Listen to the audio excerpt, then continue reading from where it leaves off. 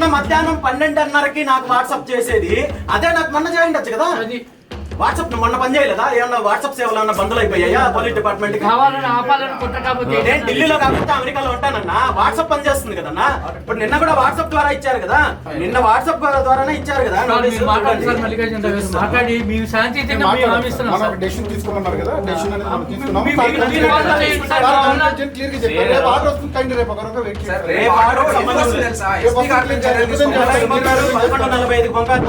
ఇదే మొన్న పంపించండి కదా.